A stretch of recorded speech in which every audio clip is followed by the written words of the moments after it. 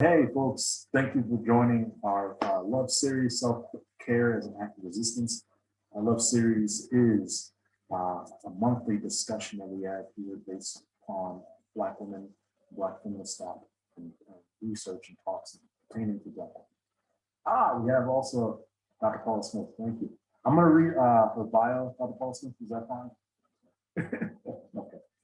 So Dr. Tiana Rogers currently serves as the Director for Data, Policy, and Performance Innovation Team at the Sponsored Impact Center. She works on a variety of portfolios using data to inform government and not-for-profit entities with a capacity in building areas of social impact, public health, and social services. Dr. Rogers also oversees the center's policy fellows. Prior to joining Swanson, Dr. Rogers managed child protection programs for Hinton County Department of Health and Human Services, the largest and most diverse county in Minnesota, where she supported evidence-based practices that reduce barriers to social services. Her career has centered on conducting equity-focused research married to serving as a field expert in the areas of homelessness, social impact, child welfare, treatment, public policy, impact measurements among churches, and health disparities elimination. In addition to being a published author with teaching experience, Dr. Rogers is a 400 years of inequality facilitator, dedicated to dismantling structural inequality and building strong, healthy communities. Additionally, she has consulted with the national and international social service organizations on program evaluation and development. Please welcome Dr. Rogers as she holds a PhD in Human Services with a social and community service specialization, in addition to a dual MAs in criminal justice and human service leadership. Please welcome, and I'll let you all take this control of this conversation, and I'm gonna head on out. I know this is a safe space for you all. Thank you, Elijah. I appreciate it. Hello, everyone. Thank you for joining today. So I have a presentation that I want to go through today, but I also just kind of want to level set around the fact that this is a place for us, a space for us to talk and think and reflect and just really encourage you to engage where you see fit. If you have a question, you can raise your hand physically, or you can use one of the reactions in the Zoom settings. And I'm happy to pause and, have a discussion. We do want to be respectful of time. So I'm going to jump right on in.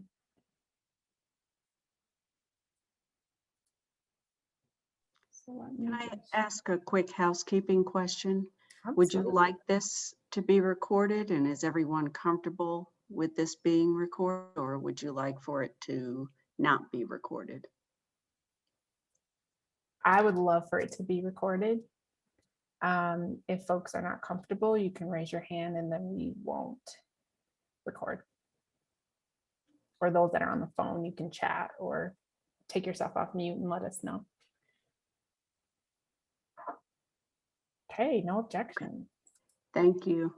Awesome, thank you. Okay. So I'm going to share my screen.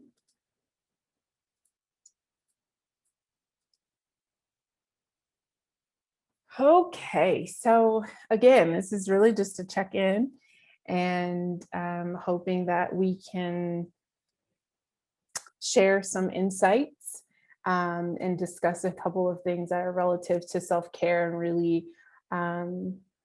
like I said before, reflecting on some things. So these are our permissions of engagement for our time together. So the first one's be present. So I'd really encourage you to value this time away from your day. Be present in this moment, be challenged, be open to trying new things or new ways of thinking about this conversation. Be perplexed and recognize that confusion often comes before deep learning, and that's okay. And be optimistic. It is possible for you to make space to better care for yourself. And this is just a rough outline of our discussion today, some of the high level points that I just really want to capture as we go through the discussion. So the first point is around defining self-care, right? Like, I think when folks see self-care, they may have their own kind of idea around what that looks like. And I'm defining it here because how I'm defining it is not about, the cliche of, going to get a massage or a mani and a pedi. This is really talking about your self-investment, your level of self-investment, and your level of self-awareness. And recognizing that as a leader in your career, in your life, maybe even in your family, self-care is not optional. It's something that is essential as we continue to lead and show up optimally for the things and the people that we care most about. And when we're out of alignment or we're not as aware, we end up sacrificing ourselves on the altar of achievement and success. And that's something that is really on my heart to talk to other Black career professionals that are women about, because I think that it's something that I see often as I'm leading and coaching teams and mentoring other women in their career. So I'd like you to kind of take this conversation around this self-investment and self-awareness and think of it as the concept of your cup being full, right? We often hear kind of that slogan of you can't pour from an empty cup, right? So this idea of self-care, self-investment, self-awareness is recognizing when your cup is full, when it's overflowing, and also understanding that as a woman, well, I'll say this, I believe that as a woman, you're meant to lead, but how well are you doing at leading yourself?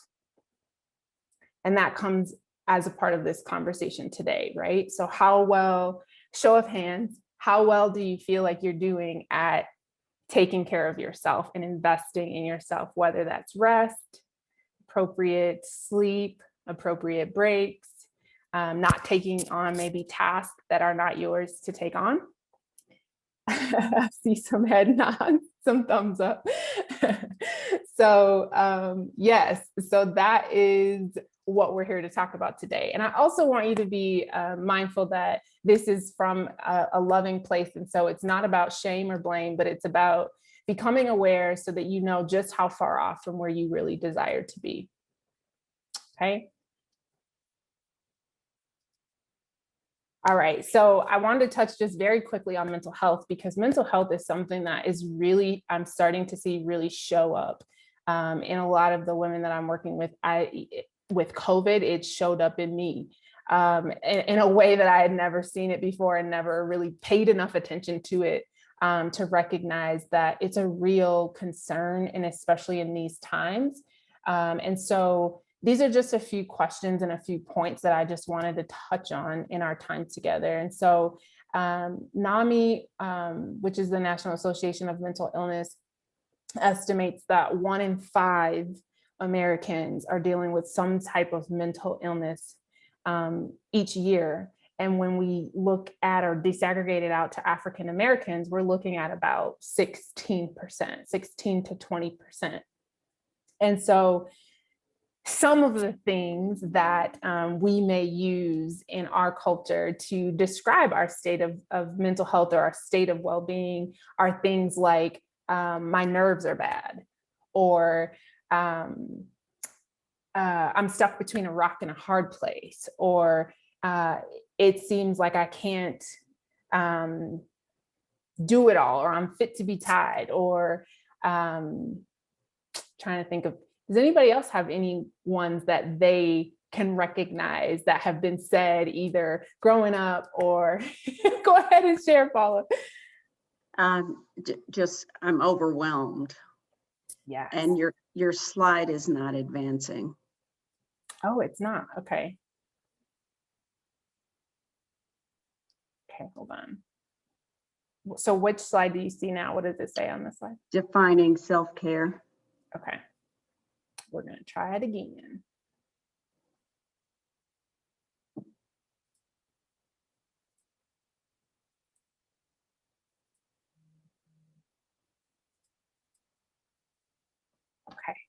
Can you see it now? You still can't see it. Fascinating. Okay. I don't know why that would be. Okay, hold on. If you want it, if it doesn't work this time, just email it to, oh, okay, it's up. It's up good. now? Yeah. Okay. Okay. So I'm going to try to test it to see if you can see it again. Is it advancing now? Okay. Awesome. Okay. Okay. Thank you for that, Paula. Anybody have slogans, sayings that describe mental health that are not in the kind of formal terms that I've mentioned already?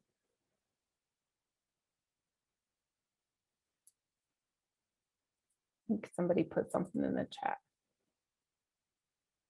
My plate is full. Oh, yeah, that's a good one. That's a really good one. I've said that myself, actually. End of my tether. Somebody else said. Yes. Oh, this is a good one. I can't come up for air.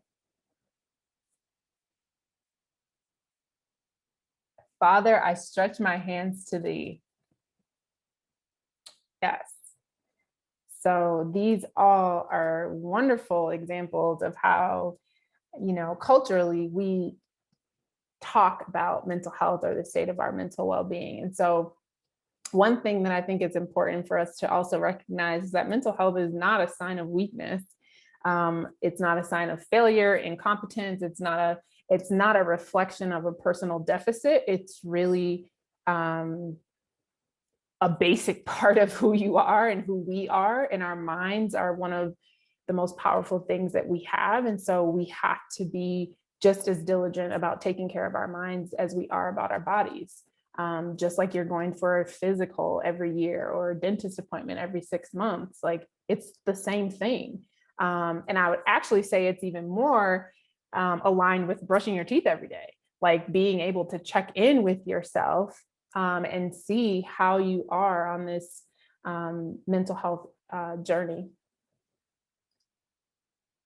I wanted to share some points around just how we are right now, right? Like COVID and mental health is really a thing, and it is exacerbating a lot of mental health issues. A lot of mental illnesses are being exacerbated by this experience. We're now almost a year in to this experience. So just really being mindful is really important for us, so that the more that we are aware, the more that we can do more preventative things to help and ensure that we are not, significantly declining in our health, in the health, in that health space.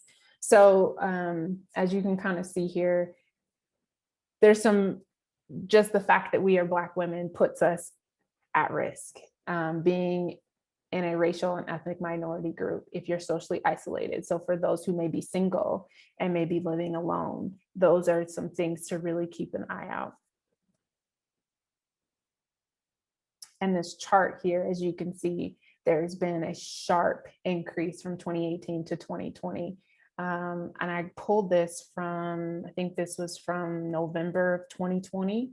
So there's been a significant increase in the distress that people are experiencing given our current conditions. And this is an article that I wanted to highlight, just this excerpt. And I'm going to share it here in the chat so that those that are wanting to maybe read it on their own time. But this is really speaking to the point that I was making earlier around burnout and having and engaging in behaviors that weigh us down. And as this quote mentions, or this excerpt from this article, it talks about how it's not cured by vacation. It's not something that is easily remedied. It's something that really takes and requires you to slow down and really be introspective around how can you reset? How do you recharge? How do you do things that continue to contribute to your health and well-being? And they actually noted in this article as a millennial condition, which I think is super interesting. But it also pins down the fact that for Black women in the workplace, it's even worse because they're in roles where they're overworked, underpaid, belittled. They're dealing with those dual identities or those the intersectionality of race and gender.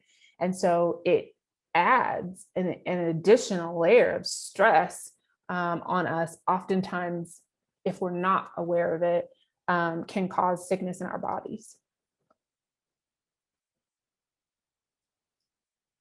Okay. Now, these are just some of the warning signs that I wanted to point to around mental health, some things that may just help you be more mindful and aware. So like extreme mood swings. When I did this presentation before a few months ago, I had a participant who asked the question at the end, is it normal to always not be in a good mood? And it was super interesting because I at first was kind of like, what? Like, is that even a thing? Like, is somebody really always not in a good mood? But she was really asking because that was her experience. And so, she was able to then kind of identify where she fell and if she felt like she needed to reach out and get some additional support around that status.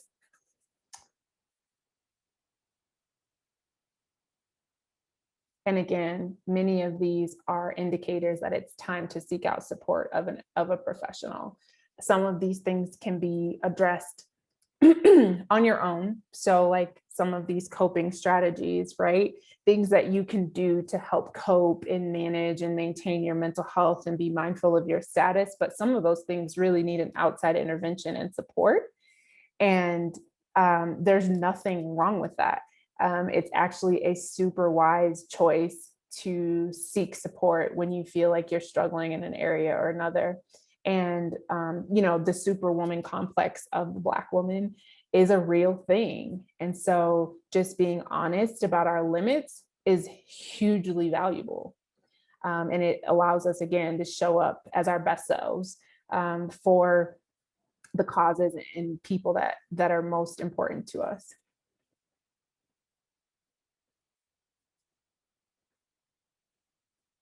And so these are just some tips that I have found that really help in just coping.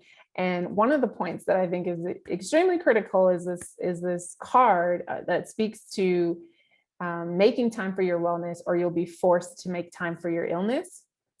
I can't tell you how many physical illness things have happened in my life and in the lives of the other type A, high achieving, ambitious women in my life, because they were just not aware of these really, really critical pieces. And they didn't make it a priority, quite frankly. And I didn't used to make it a priority because I was too busy working. There's things that needed to be done. And so it's one of those things where you have to really be thoughtful about that. Checking in with yourself is also another thing. So even just asking yourself simple questions like, how do I feel today? Why do I feel this way? Does this feeling serve me? Or maybe what does holding on to this feeling do for me? What does it get me? And really being present and honest as you kind of go through those things to reflect on just where you are. Again, not about shaming or blaming, but just helping you to get clear on where you are so that you know how to best move forward and you can identify more readily your options for moving forward into a more healthier place. The third point of just practicing often is really just making sure that it's always top of mind, that cup that you have, right? Like it always needs to be full. You can't expect to, pour it out, give somebody a sip, give somebody a swig, and then think that you're going to still show up in all of who you were designed to be. And then the last one is give yourself grace. Oh, this is a hard one for me personally. But I think that life is teaching me how to extend a little bit more grace to myself. And then that, of course, extends itself out to others.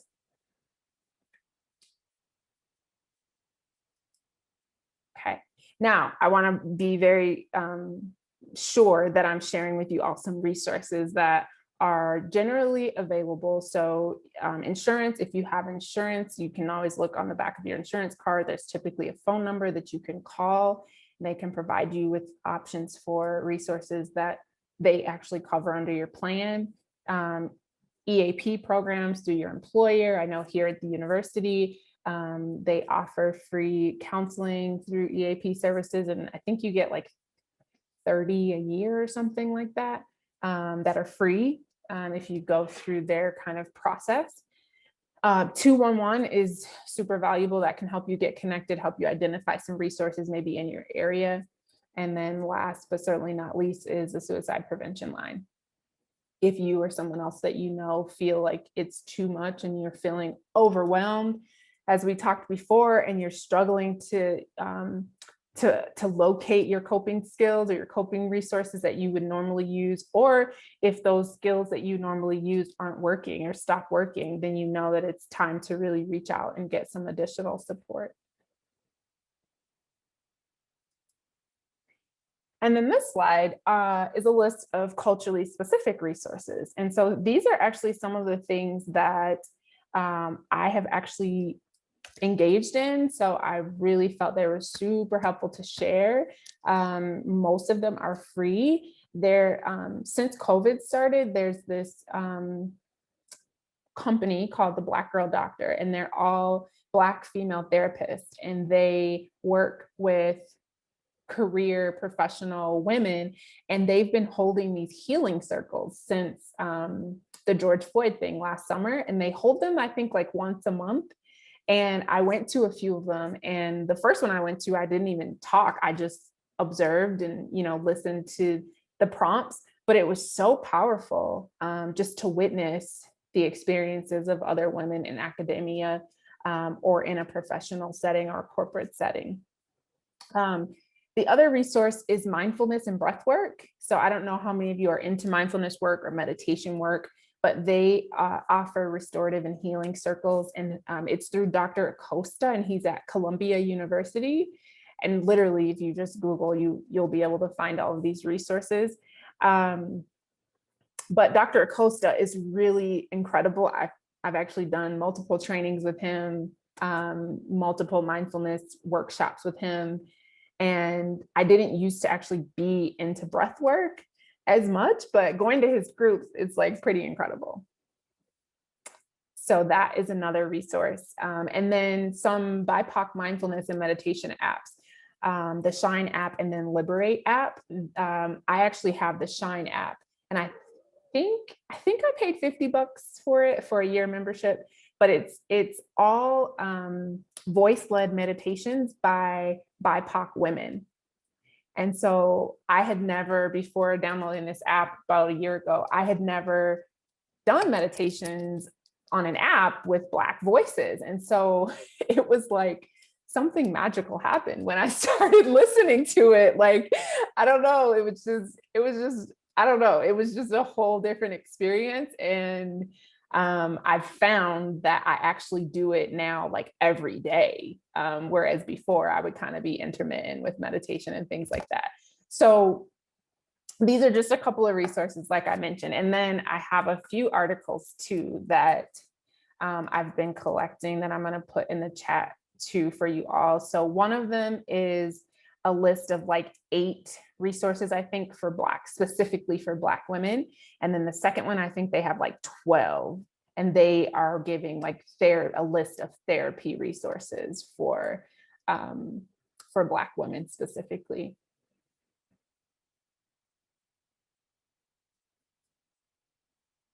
Any questions about what we have shared or talked about? any insights, any perspectives that anybody would like to share? Yeah, I have a question. Yeah. I know you mentioned giving yourself grace, and I feel like I struggle with finding the balance between giving myself grace and then also holding myself accountable to the things that I said I would do. So it's kind of, how do you navigate that? That is a really good question, Nana. How do I navigate that? You know, I don't know that I necessarily have it right, but my general response is to always do it in a way that feels true and authentic to myself. And by that, I'm saying if the holding myself accountable means that I'm sacrificing myself to say yes to somebody else, then I recognize that it's out of order. And that's not serving me. And that's not being selfish. That's not being uncaring or unkind. It's simply recognizing where there needs to be a boundary, right? And boundaries are good. Boundaries are loving.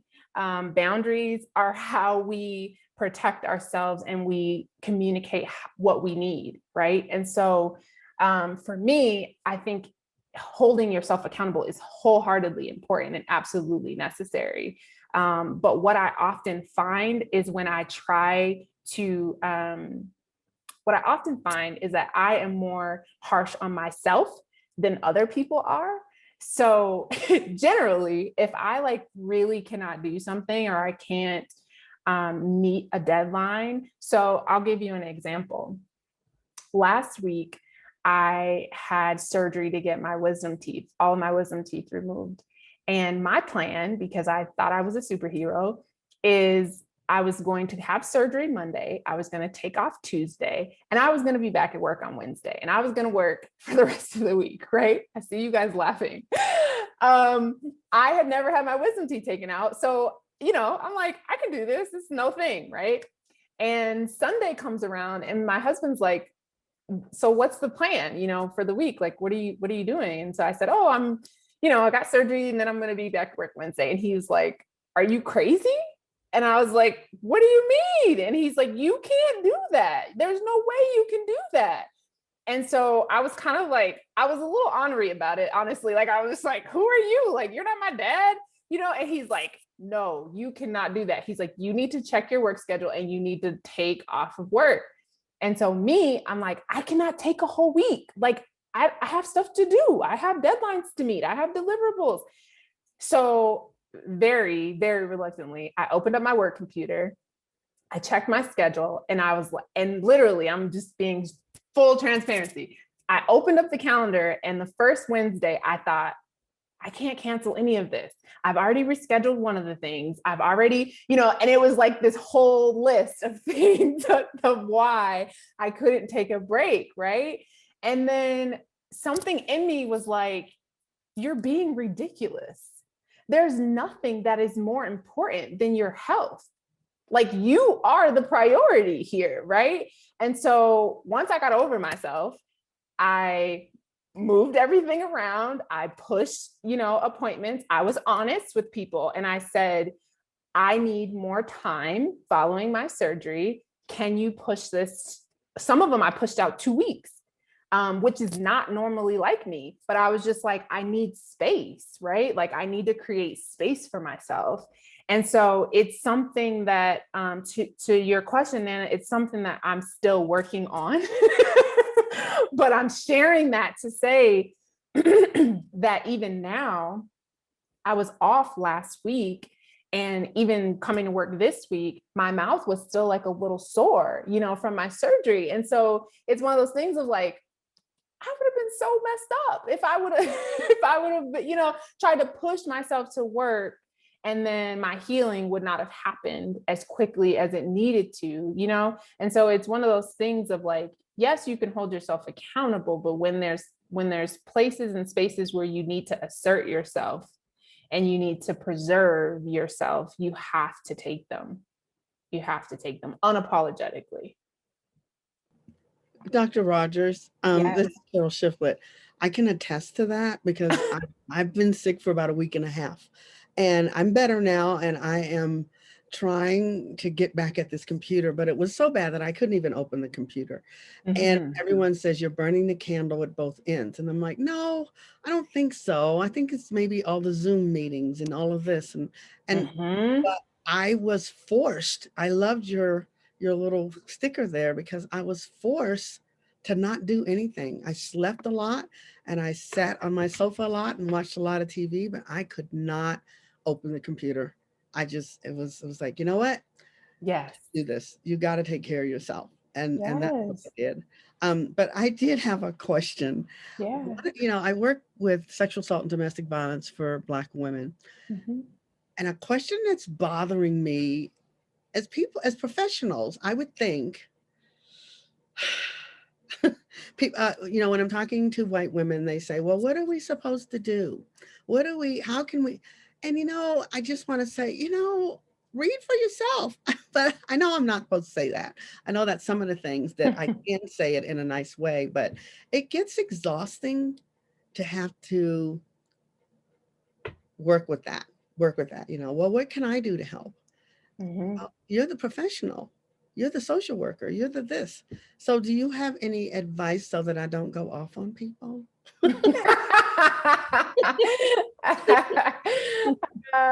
I honestly, I feel like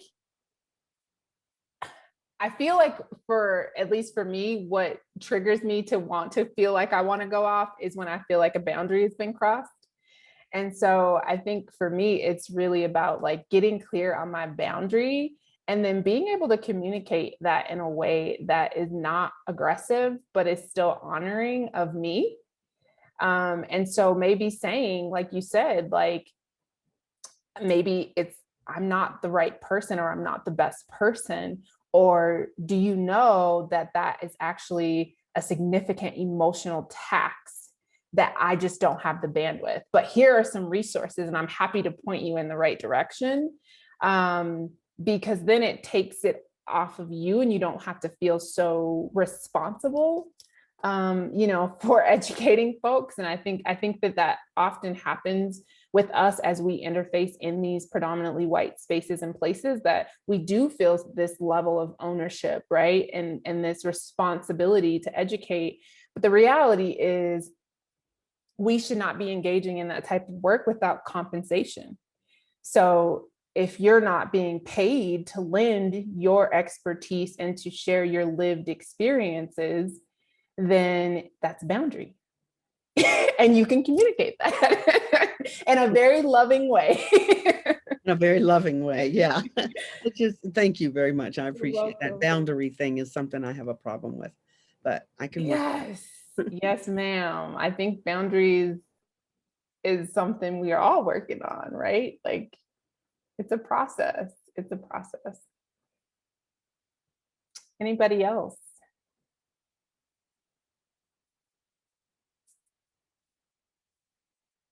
Awesome.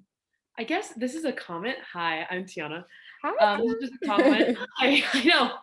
I was like, wow, that is so inspiring. Yeah, I am super excited for the mindfulness and breath work that you shared with Dr. Acosta, because it's free. And I feel like a lot of the workshops that there are now is like, like $500 or like $600. And I'm like, listen, I'm broke. So it's really important to get those resources. So I'm super excited to like incorporate that into a routine. And so thank you so much for that. It's a comment.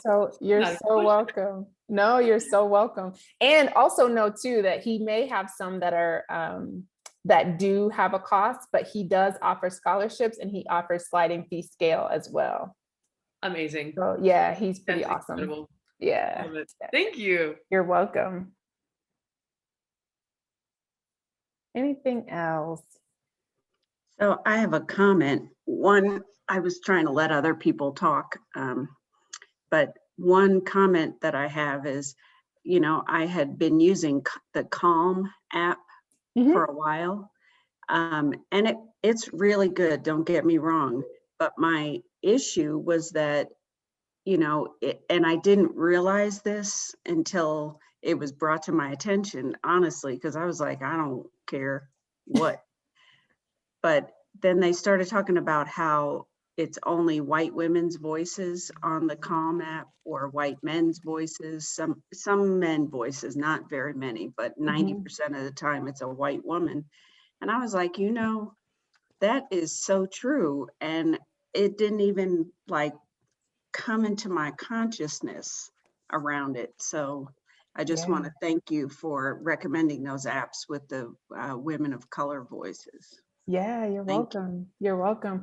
One of the things too that I really love about the Shine app is that they address like social issues in real time. So like when the Breonna Taylor verdict happened, the next morning, the meditation, they started off saying like, we want to recognize and acknowledge like where we are right now. And they like had like a minute or two where they talked about, how do we navigate that? How do we still show up, right? As who we are designed to be, but carrying these burdens, right? And so that's one of the things that I love the most about that app. Like it's real time that they address like what we're experiencing in the world.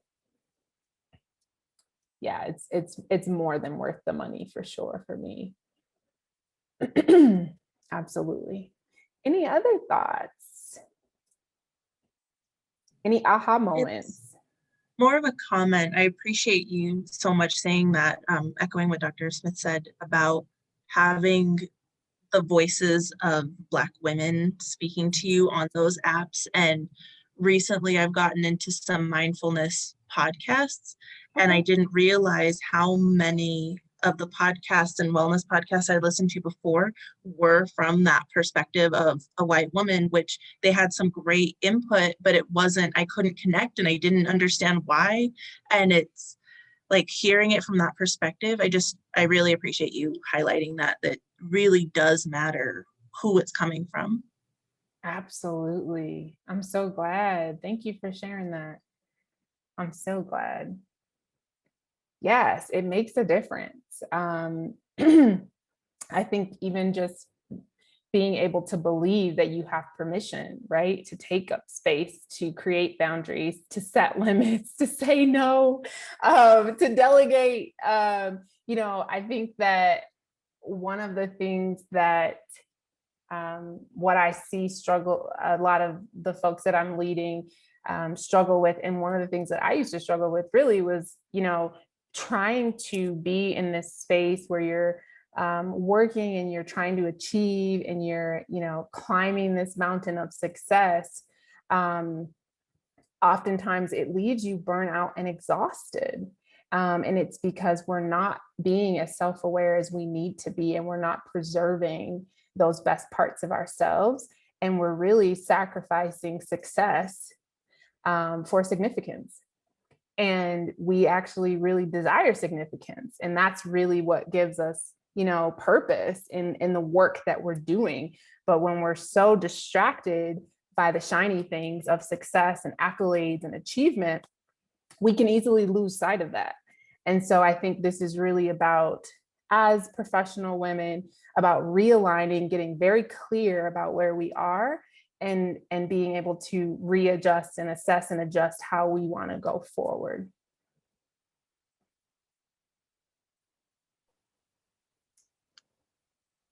Yeah. And for me, part of that readjustment, realigning and readjustment was also just kind of, the place within my family, right? So I have a spouse and I have 4 kids, and I'm a professional woman. So just really kind of like all of those identities really took precedence for me. And now, I'm at a point in my life where I'm, almost an empty nester. We still have one at home with us, but just kind of coming back into myself again, where I'm the priority, and everything else kind of gets aligned away from that. Yep. And that's Absolutely. a struggle. It's a struggle to make yourself the priority. Yeah. So that is my kind of my call to action for you guys today is that how I kind of mentioned in the beginning, the cup being full, right? Like the intention and the goal and the design of us as women is to really make sure that that cup is full and that it's overflowing. And we have to trust that there's still enough from the overflow to still impact or bless those that are around us. But the cup has to stay full. It has to be overflowing. And the overflow is more than enough for other people. But your cup, you have to preserve that. You have to preserve that, because when you don't, you find yourself striving and hustling and, trying to do this and do that.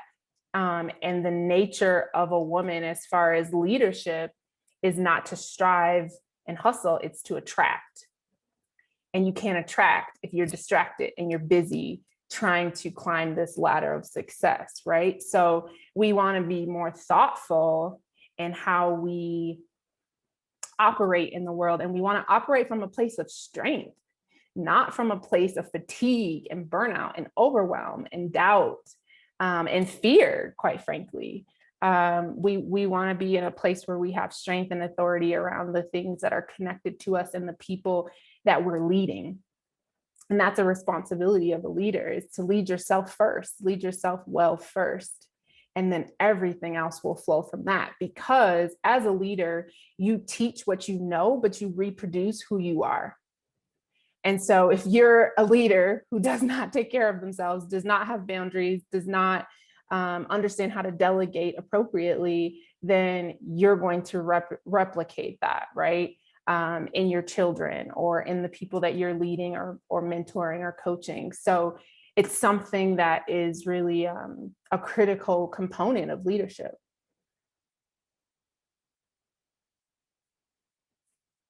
Any other thoughts or comments before we wrap up? Okay, I have a really quick survey that I would love for you all to fill out. And this is really just if you have any comments or feedback or ideas for how to improve this conversation. I'm going to put it in the chat. And this is a form that's going to pop up to actually my consulting business that I have. But you can just enter your information right on there. And I would love, love, love to hear what you thought about today's session and any takeaways or aha moments that you had in our conversation today. And I'm really, really appreciative of you all being here. I feel like this is a really sacred place, to talk about the things, all the things that we are facing and going through and trying to maneuver. So Carol, thank you so much. I really appreciate that. If it's okay, I actually have a question. Yeah, go ahead. Okay. Hi, I'm Isabel. So how can we deal with not have a loss of community? Because I used to be surrounded by people all the time, and now I'm not. Mm-hmm. So how do I deal with that while still, being, COVID cautious? Oh yeah.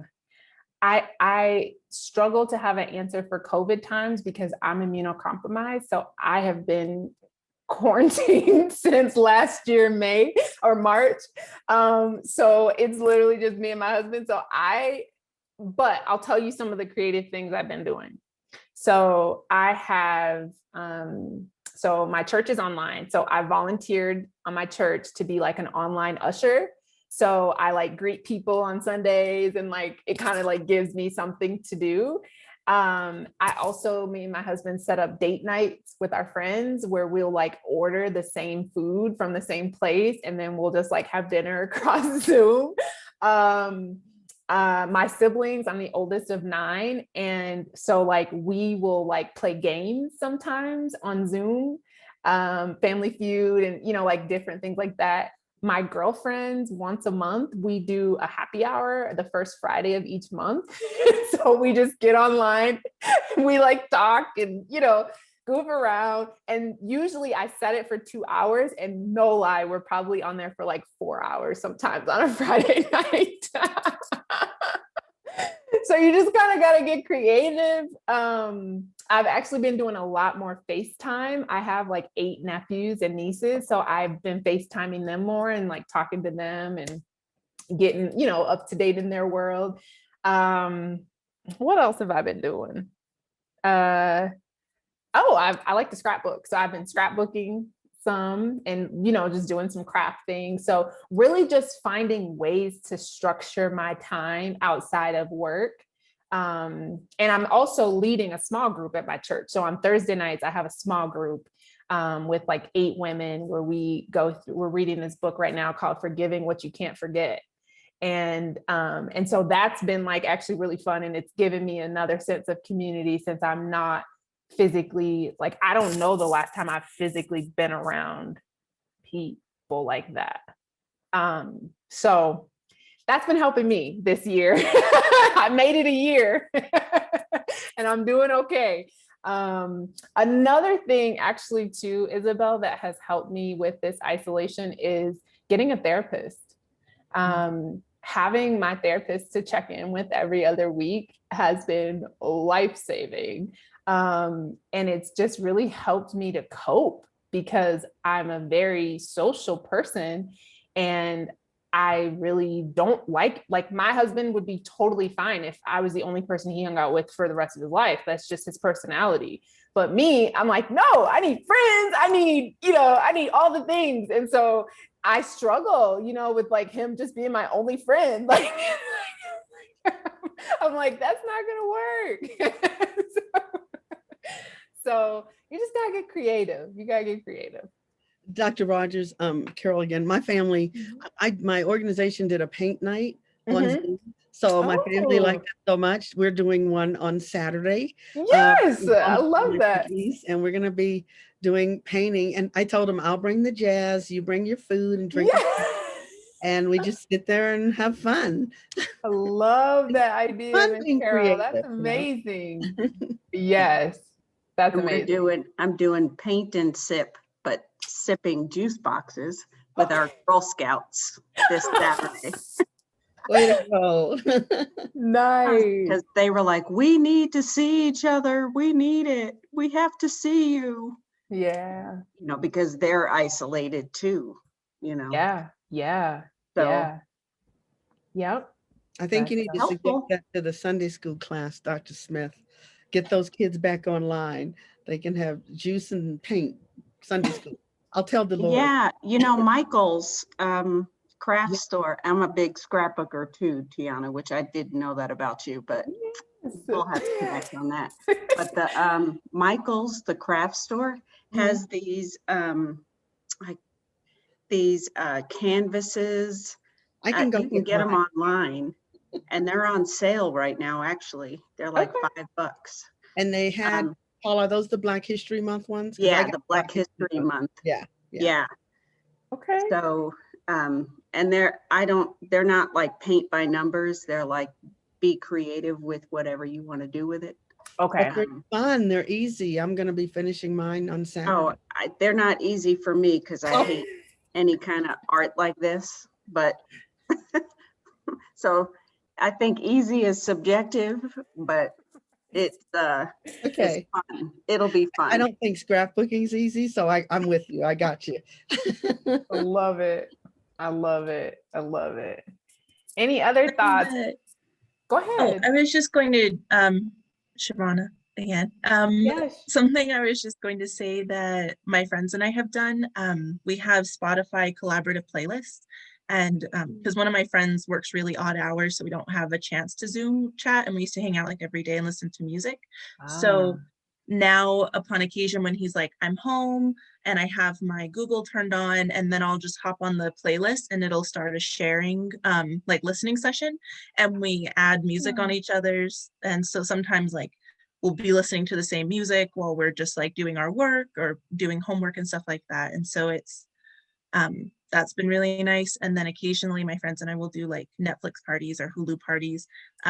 If they don't have the option to like have a video on, then we'll just like chat in the corner, like, what is this movie? That is really cool. I like that idea, actually. That actually makes me think of one of my friends back home in Minneapolis. She's single and she lives alone. And she told me that she's been doing this thing called a pod where so it's like her and I think she said there's 4 or 5 other people, and they quarantined for 14 days. They went and got COVID tested to make sure they didn't have COVID. And then they stayed away from other people and they just hang out together. So they're the only other people that they see, but at least they get to hang out and, cook meals and, go to each other's places because they all live alone.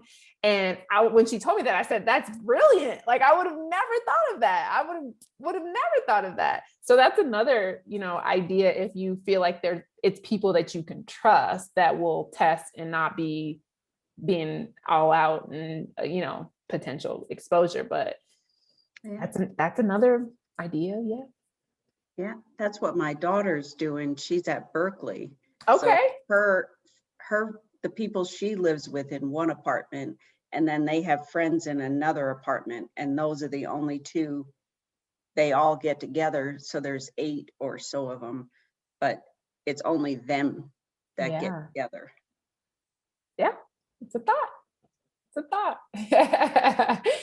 So Yeah, those are really good ideas. Thanks, guys. You're welcome. That's what this was for. So I hope you all got some gems to take away with you as you continue this journey.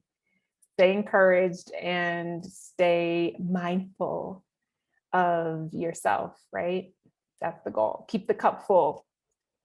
Keep it overflowing.